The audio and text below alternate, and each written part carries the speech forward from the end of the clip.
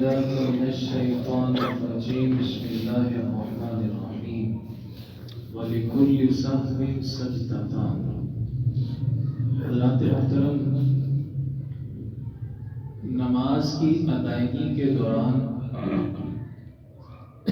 بعض دفعہ انسان ایسا بھولتا ہے کہ اسے نماز کی رکعات کی تعداد کا بالکل یقینی طور پر پتہ نہیں چلتا کہ میں نے کتنی رکعتیں پڑھ لی۔ نماز میں غلطی دو طرح سے لگتی ہے۔ ایک غلطی وہ ہوتی ہے جس پہ نمازی کی مکمل گرپ ہوتی ہے، وقتی طور پہ کنفیوز ہوتا ہے، لیکن چند ہی لحظات کے بعد اسے سمجھ لگ جاتی ہے کہ میں نے یہ کام کر لیا ہے۔ نمازی سمجھ جاتا ہے۔ دوسری غلطی کی کنڈیشن وہ ہوتی ہے کہ وہ جتنا مرضی زور لگا لے، دہرا لے، توجہ کر لے، اسے بالکل پتہ نہیں چلتا کہ میں نے کیا کیا ہے نماز میں۔ یہ جو دوسری کیفیت ہے نا، یہ تھوڑی سی سمجھنے کے قابل ہے۔ ترتیب اس کی یہ ہے، آپ نے نماز شروع کی، 4 رکعت والی نماز تھی یا 3 رکعت والی نماز تھی۔ پہلی اور دوسری رکعت میں غلطی کا امکان کم ہوتا ہے۔ آپ تجربہ کر کے دیکھ لیں، پہلی رکعت میں اور دوسری رکعت میں آپ کو کبھی غلطی نہیں لگے گی۔ غلطی ہمیشہ تیسری اور چوتھی رکعت میں جا کے لگتی ہے۔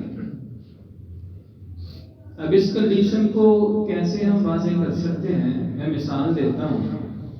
آپ نے 3 رکعت مکمل پڑھ لی، چوتھی ابھی آپ نے پڑھنی ہے، لیکن ابھی آپ چوتھی رکعت کے لیے کھڑے ہوتے ہیں تو آپ کے دل میں یہ وسوسے آتے ہیں کہ پتہ نہیں میں نے 3 پڑھی ہیں، پتہ نہیں میں نے 4 پڑھی ہیں، یہ پتہ نہیں میں 5ویں رکعت کے لیے کھڑا ہوں، پتہ نہیں میں چوتھی رکعت کے لیے کھڑا ہوں۔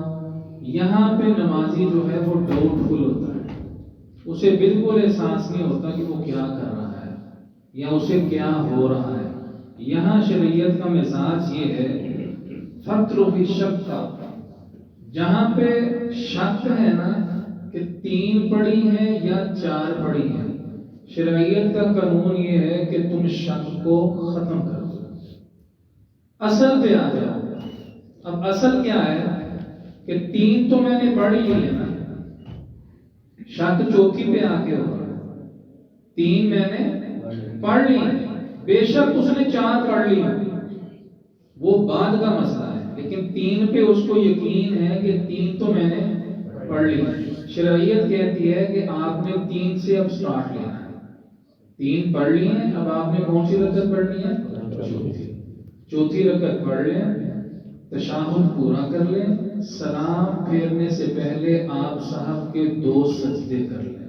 جو آپ کے دل میں تجسس تھا، وسوسے تھے، ٹینشن تھی، پریشانی تھی کہ پتہ نہیں میں نے کتنی رکعتیں پڑھ لی ہیں، وہ 2 صاحب کے سجدے آپ کی ساری نماز کی ٹینشن کو اللہ کے رحمت سے دور کر دیں۔ یہ شریعت کا قانون ہے۔ اس حوالے سے ایک اور مسئلہ ہے، وہ انشاءاللہ ہم کل کی مجلس میں ہم آپ کے سامنے رکھیں گے۔ اللہ سے دعا ہے اللہ تعالیٰ ان مسائل پہ غور و فکر کرنے، سننے اور سمجھنے کے بعد اللہ تعالیٰ ان پر عمل کرنے کے اللہ ہم سب کو توفیق عطا فرمائے۔